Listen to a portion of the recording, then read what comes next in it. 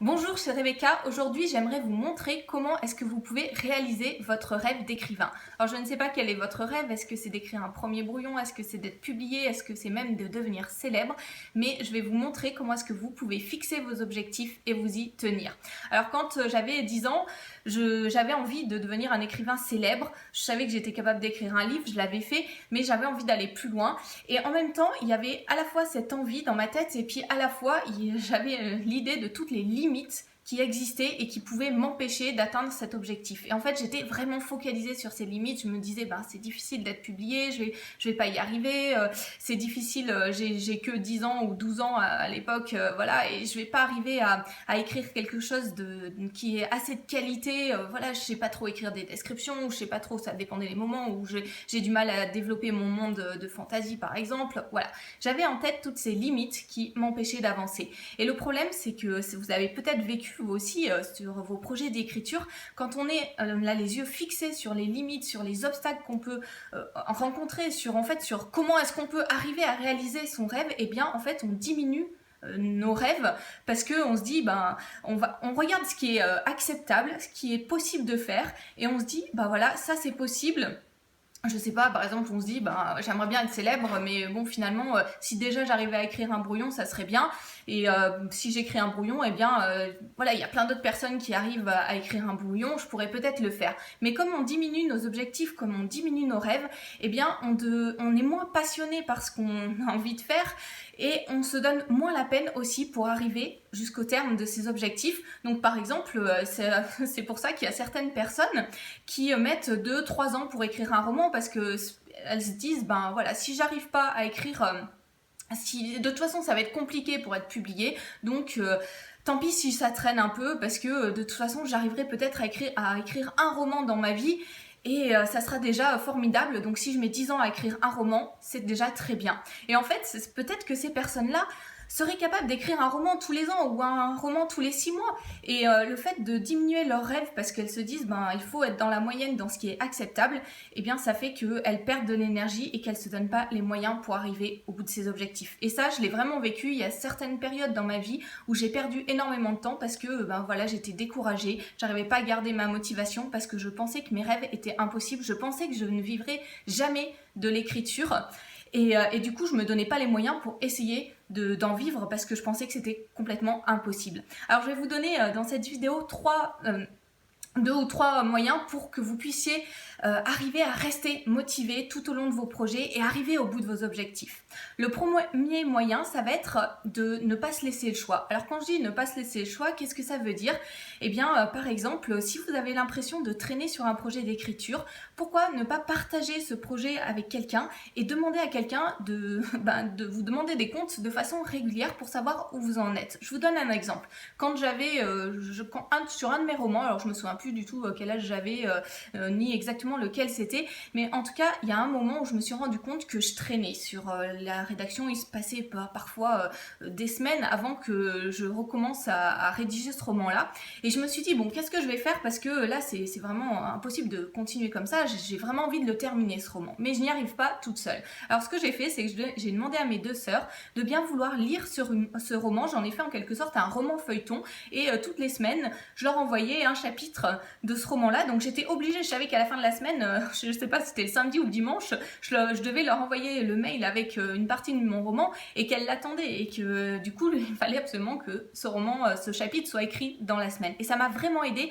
et ça a fait que j'ai terminé très rapidement ce roman-là, alors que j'étais en train de traîner dessus. Un autre exemple, c'est, voilà, je vous ai dit que je vais publier mon premier roman de fantasy là au mois de juin. Et donc voilà, je suis obligée de le corriger régulièrement pour que vous puissiez l'avoir entre les mains très bientôt au mois de juin.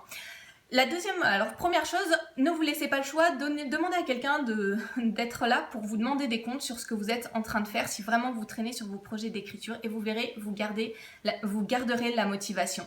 La deuxième chose, c'est de ne pas avoir peur d'avancer à petits pas. C'est parfois un peu frustrant, et je m'en rends compte. Moi, il y a des moments où je me dis, voilà, là j'ai que 20 minutes et j'aimerais tellement avoir 2 heures, 3 heures pour me consacrer à la correction ou la rédaction d'un roman. Et en fait, j'ai pas ce temps-là. Et du coup, on peut être tenté dans ces cas-là de se dire, ça vaut pas le coup de s'y mettre pour un quart d'heure, 20 minutes. Donc, de se dire, tant pis, on laisse tomber, on attend que les conditions soient favorables pour pouvoir corriger ou rédiger le roman sur lequel on travaille. Et le fait de repousser, en fait, eh bien on repousse sans arrêt, on attend les conditions favorables et je me suis vraiment rendu compte tout au long de ma vie et des années où j'ai passé à écrire qu'en fait c'était pas forcément dans les moments où je trouvais que j'avais le plus de temps que j'arrivais le mieux à écrire. Et du coup je me suis dit bon ben il faut que j'arrête de me dire tant pis, de me dire que j'ai pas le temps, que j'ai que 20 minutes et que du coup je ne me mette pas au travail. Il faut que je m'y mette même si j'ai que 20 minutes. Et c'est exactement ce que je vous invite à faire. Si vous n'avez pas énormément de temps, ben tant pis, mettez-vous au travail, faites-le quand même. N'ayez pas peur d'avancer à petits pas, il vaut mieux avancer petit pas après petit pas chaque jour parce que votre projet avance et vous aurez le plaisir de voir que concrètement il y a des mots qui s'ajoutent aux mots qui sont déjà écrits et que votre projet va aboutir plutôt que de se dire ben, j'attends que toutes les conditions soient réunies pour arriver à travailler sur mon roman parce que les conditions favorables risquent de ne jamais être réunies. Donc voilà, 2 éléments pour vous aider à garder la motivation. Ne vous laissez pas le choix, demandez à quelqu'un de vous demander des comptes. Et deuxième chose, avancez à petits pas, n'ayez pas peur de faire des petits pas, ça vous aidera à aller jusqu'au bout de vos projets, quel que soit votre projet. Et ça vous garderez la motivation parce que vous aurez aussi tous les jours l'idée vous aurez en tête ce que vous êtes en train de faire, vous ne l'oublierez pas pendant des périodes, vous n'oublierez pas votre rêve si vous avancez jour après jour. Voilà, si vous avez envie d'aller plus loin, si vous avez envie de découvrir d'autres techniques pour vous aider à garder cette motivation, à définir votre projet et à ne pas amoindrir vos rêves, mais au contraire à les démultiplier, eh bien c'est le thème de la formation de cette semaine, devenir écrivain, passer du rêve à la réalité. On va voir dans le premier module comment définir concrètement votre projet pour que vous l'ayez sous les yeux, pour que vous sachiez où vous allez et pour que vous ayez en main toutes les clés pour vous permettre de réussir. Et comme je vous dis, on va pas diminuer votre projet. J'ai vraiment découvert des choses ces derniers temps qui m'ont permis d'avancer sur mes projets, de réaliser mes rêves. Je vous ai dit que je pensais que je ne vivrais jamais de l'écriture. Alors aujourd'hui, je ne vis pas de mes romans, mais de mon blog. Et je vis quand même de ma passion. Et je trouve ça formidable. Et j'aimerais partager avec vous ce qui m'a aidé à avancer dans ces domaines-là et à réaliser mes rêves. Donc voilà, on va voir que dans le premier module, comment est-ce qu'on peut faire pour définir ses objectifs, pour les avoir constamment sous les yeux, pour ne pas les oublier. Dans le deuxième module, on va s'intéresser à tout le contexte qui vous entoure, aux choses qui vous entourent pour pouvoir donner un contexte favorable à votre projet d'écriture, pour changer votre environnement, pour changer votre façon de voir toute la formation autour de l'écriture. Je vais vous donner des petites techniques pour que vous puissiez avancer, progresser jour après jour. Et enfin, dans le troisième module, on va voir concrètement comment passer à l'action, quelles sont les règles pour que vous puissiez écrire et avancer votre projet. On va voir ces éléments-là dans le troisième module. Et au bout de cette formation, vous saurez quel est votre objectif concret, quel est votre rêve. Vous aurez l'impression que votre rêve est à portée de main parce qu'on aura vu quelles sont les ressources nécessaires, on aura vu ce que vous devez mettre en place dans votre vie. Alors je vous rassure, c'est pas des techniques très compliquées, c'est vraiment des choses à portée de tout le monde.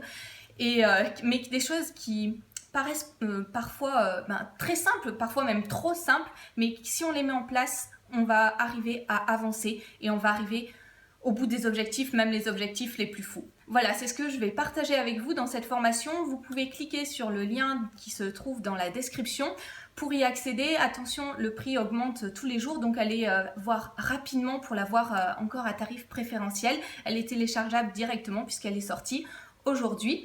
Et moi, je vous dis à très bientôt pour une prochaine vidéo.